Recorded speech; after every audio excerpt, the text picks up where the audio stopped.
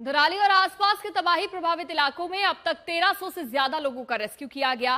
सेना ने तबाह धराली की ड्रोन तस्वीरें जारी की और वहां जारी रेस्क्यू ऑपरेशन की पूरी जानकारी दी।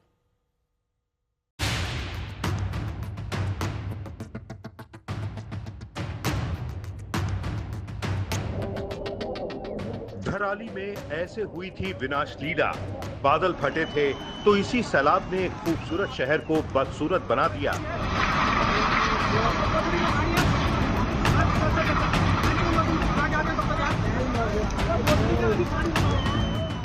उत्तरकाशी में 5 अगस्त को तबाही मची, उसकी तस्वीरें देख लीजिए। यहां आबादी बसी हुई थी, घर मकान पर्यटकों का स्वागत कर रहे थे। अब वही जगह वीरान पड़ी है, सिर्फ मलबा ही मलबा नजर आ रहा है।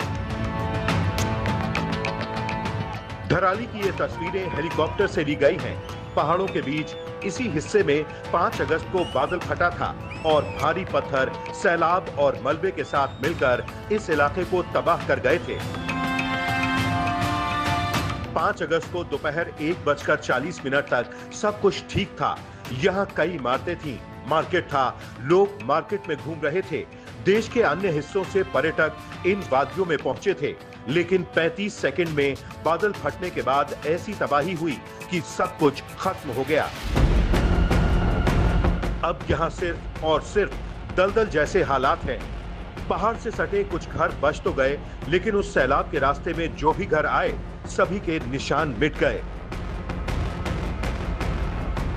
रुला देने वाली इस तबाही के बीच अब यहां भारतीय सेना अन्य रेस्क्यू टीमों के साथ राहत बचाव कार्यों में जुटी है। लगातार बचाव का काम चल रहा है। 6 दिनों से धराली में जिंदगी की तलाश जारी है। ऑपरेशन जिंदगी के तहत धराली और हर्षिल में फंसे लोगों को लगातार मदद पहुंचाई जा रही है।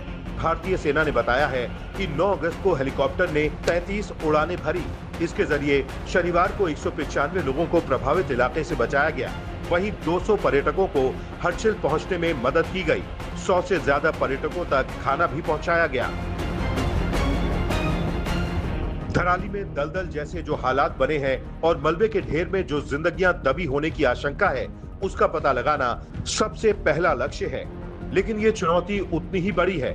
विपरीत हालात के बीच डॉग स्क्वाड की टीम तलाश में जुटी है। ड्रोन और हाईटेक कैमरों की भी मदद ली जा रही है। ग्राउंड पेनिट्रेटिंग रडार का भी इस्तेमाल किया जा रहा है। मलबा हटाने के लिए भारी भरकम मशीनें भी लगाई गई हैं। धराली के हालात ऐसे हैं कि वहां खतरा बेहिसाब है। मलबे में रेस्क्यू का काम काफी मुश्किल भरा है। यहाँ एक कदम बढ़ा पाना भी खतरे से खाली नहीं। तो एसडीआरएफ के लोग जो यहाँ पर काम कर रहे हैं, कितनी बड़ी चुनौतियां और सबसे अभी प्राथमिकता क्या है, क्योंकि इवैक तो लगभग पूरा हो चुका, आप लोगों ने उसमें काफी काम किया। सर्च ऑपरेशन में कितनी मुश्किलें हैं? देखिए, सर्च ऑपरेशंस में सबसे बड़ी मुश्किल हमारे लिए वेदर क्रिएट कर रहा है, क्योंकि यहाँ पे मौसम अभी भी जो है बारिश का ही बना हुआ है और रुक रुक के बारिश जो आती है, हमको काम करने की विंडो जो है थोड़ी कम ही मिलती है। जो सुबह की विंडो जब सनी वेदर होता है उसी वक्त जो है काम हो जाता है, वो हो सकता है। 3 बजे के बाद लगभग रोज ही बारिश हो रही है, तो ये वो चुनौतीपूर्ण बना हुआ है हमारे लिए। ऐसे संकट काल के बीच रेस्क्यू टीमों ने नामुमकिन को मुमकिन बनाने की ठान ली है। बचाव दलों की वो जिद अब हकीकत में बदलती दिख रही है। वहां फंसे लोगों की जान बचाने के लिए एनडीआरएफ, एसडीआरएफ, आईटीबीपी, सेना के जवान और राज्य सरकार की टीमों ने पूरी ताकत झोंक दी है। प्रशासन को भरोसा है कि 1-2 दिनों में धराली में रेस्क्यू ऑपरेशन पूरा हो जाएगा। लगातार माननीय मुख्यमंत्री जी के निर्देश से रेस्क्यू आप जैसे देख रहे हैं लगातार चल रहा है और अभी मौका मुआयना करके आया तो बहुत ही कम वहाँ पे लोग बचे हैं। ज़्यादातर लोगों को निकाल दिया गया है। टीम वर्क जो है देखने को मिल रहा है और मैं सोचता हूँ कि 1 आध दिन में पूरा ये ऑपरेशन कंप्लीट हो जाएगा। मुख्यमंत्री धामी ने घोषणा की है कि धराली में आपदा से जिन लोगों के मकान तबाह हो गए, उन्हें 5 लाख की तत्काल मदद राशि दी जाएगी। साथ ही मृतकों के परिजनों को भी 5-5 लाख की मदद का ऐलान किया गया है।